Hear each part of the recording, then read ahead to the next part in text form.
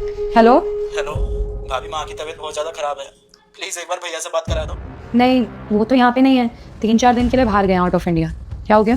भाभी, डॉक्टर ने बोला कि माँ के पास ज़्यादा समय नहीं है। प्लीज़ भैया जैसे ही घर आए उनसे उनसे मेरी बात करा देना। उन्हें बोल देना कि एक बार बात कर ले। ठीक है, जब आएंगे तो मैं बता दूंगी।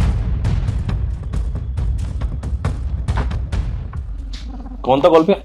अरे वो इंश्योरेंस कंपनी वाले थे, वो कब से कॉल करके आपके बारे में पूछे जा रहे। मैंने कहा आपको परेशान करेंगे, इसलिए मैंने कह दिया आप यहाँ पे घूमिए इंडिया से बाहर। सही किया तुमने, मना कर दिया। ये जो इंश्योरेंस कंपनी वाले होते हैं ना, कॉल करके बहुत परेशान करते हैं। अच्छा काम करो, तुम मुझे एक कप कॉफ़ी बना के दे, तो काफ़ी थकावट लग रही है मुझे। हाँ, अभी बनाती हूँ ना कॉफ़ी। मैं कोशिश करूंगा एक हफ्ते के अंदर अंदर आ जाओ, ठीक है? तुम टेंशन मत लेना, तो कोई प्रॉब्लम मुझे कॉल करके बताना। ठीक है, बाय। बाय। तुम भी अपना ध्यान रखना। चलो अच्छा है, एक हफ्ते के लिए बाहर शुरू हुई। नहीं तो उनकी माँ ना कॉल कर करके बीमारी का बहाना बनाती और बस पैसे ऐंठती रहती। उनको लगता क्या है कि मुझे कुछ समझ नहीं आता, बीमारी का बहाना बना के पैसे ऐंठती है। धर्मेंद्र? हाँ धर्मेंद्र। भैया मैंने आपको फ़ोन किया था कल, आपने फ़ोन उठाया नहीं। अरे वो थोड़ा सा बिजी था यार, इस चक्कर में फ़ोन उठा नहीं पा रहा था। हाँ बता क्या हुआ? भैया आपको पता नहीं है क्या, माँ की तबीयत ख़राब है और आप मिलने भी नहीं आते। आपको पता है दिन भर माँ आपका नाम लेती रहती है, लेकिन आप एक फ़ोन तक नहीं करते हैं। अरे ऐसी बात थी तो तुझे बताना चाहिए था ना, तूने मुझे बताया क्यों नहीं? भैया बताया तो था, भाभी ने आपको बताया नहीं। भाभी बोल रही थी कि आप काम के सिलसिले में ऑफिस गए हुए हैं, मतलब मीटिंग में कहीं गए हुए हैं, इस वजह से उन्होंने बोला आएंगे आप तो आपको बता दूंगी, कॉल बैक करवा देंगे। लेकिन कॉल ही नहीं आया आपका जब से। पता है आपको, डॉक्टर ने बोला है कि माँ जी के पास ज़्यादा समय नहीं है। चल ठीक है, काम करता हूँ, मैं ना आता हूँ मिलने के लिए जल्दी, ठीक है? तुम आका ध्यान रखियो। जी भैया, नमस्ते। रिंकी ने मुझे बताया क्यों?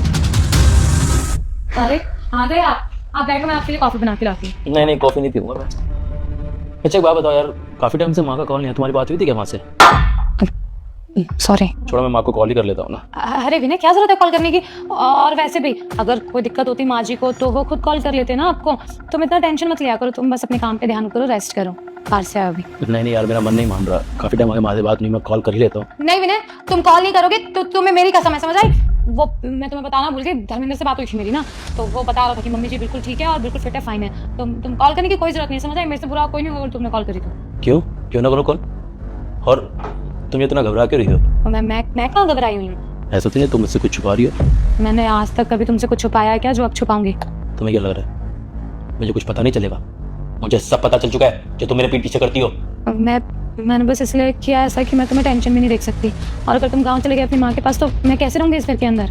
और वैसे भी कोई नई चीज़ नहीं है, वो हमेशा ही कॉल करके यही करते हैं। कभी कोई नई बीमारी, कभी कोई नई दिक्कत, कभी कोई फसल, घर बार, पता नहीं क्या क्या दिक्कतें चलती हैं उनकी। और वैसे भी धर्मेंद्र है ना उनके पास उनका ख्याल रखने के लिए, तो फिर वो क्यों बार बार यहाँ पे कॉल करके हमारी गलती खराब करती है? तो मैं वहाँ पे बुलाना चाहती ताकि मैं यहाँ पे अकेली पड़ जाऊँ, क्योंकि मैं तो गाँव में जाकर एडजस्ट कर नहीं सकती। लेकिन के थोड़ा ना सोच समझ के बोलो, वो मेरी माँ है, समझ रही हो? और कितनी शर्म की बात है कि मेरी माँ हॉस्पिटल में थी और मुझे पता तक नहीं चला।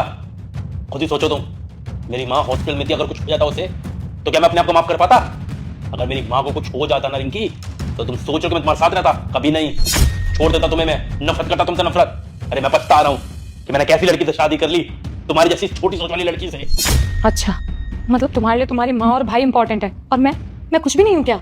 अरे थोड़ा मेरे बारे में भी तो सोचो ना, मैं भी तो तुम्हारी फैमिली का हिस्सा हूँ ना। आगे जाके हमारी भी फैमिली होगी। सब कुछ तुम अपने माँ भाई पे उड़ा दोगे तो आगे जाके हमारे बच्चों के लिए, हमारे लिए क्या बचेगा? रिंकी, मेरी माँ ने मुझे पैदा किया है और मेरी माँ मेरे लिए तुमसे ज्यादा इंपॉर्टेंट है। ये बात जितनी जल्दी तुम समझ लो ना, उतनी ज्यादा बेहतर है तुम्हारे लिए। मेरी माँ मेरे लिए सबसे ज्यादा इंपॉर्टेंट है। अरे क्या नहीं किया उस औरत ने मेरे लिए? जितना सेक्रीफाइस उसने किया है ना, कोई नहीं कर सकता इस दुनिया के अंदर। अरे तुम तो मेरी लाइफ में अभी आई हो, लेकिन बचपन से कौन था मेरे साथ में? किसने मेरी परेशानी में मेरा साथ दिया? मेरी माँ। अरे माँ बाप जो होते हैं ना, वो अपने बच्चों के अपनी जान तक दे सकते हैं, लेकिन अभी तुम नहीं समझोगी। जब तुम्हारी औलाद होगी ना, तब तुम्हारे को समझ में आएगा। अभी तो बहुत आसान है अपने पति से कह देना कि अपनी माँ से अलग हो जाओ, तुम्हारी माँ को मैं झेल नहीं सकती। लेकिन कल को जब हमारा बच्चा होगा, जब उसकी बीवी ऐसा करेगी ना, तो तुमको पता चलेगा कि मेरी माँ को कैसा लग रहा होगा वहां पर, जब तुम उनसे मुझे मिलने नहीं दे रही थी, उनसे बातें छुपा रही थी। पर इनकी मैं तुमसे ज्यादा बहस नहीं करना चाहता। एक बात याद रखना, आज के बाद ऐसी हरकत दोबारा मत कर देना। अगर तुमने दोबारा ये हरकत की ना, तो हमारी फैमिली से एक बंदा कम हो जाएगा, और वो होगी तो। ठीक है?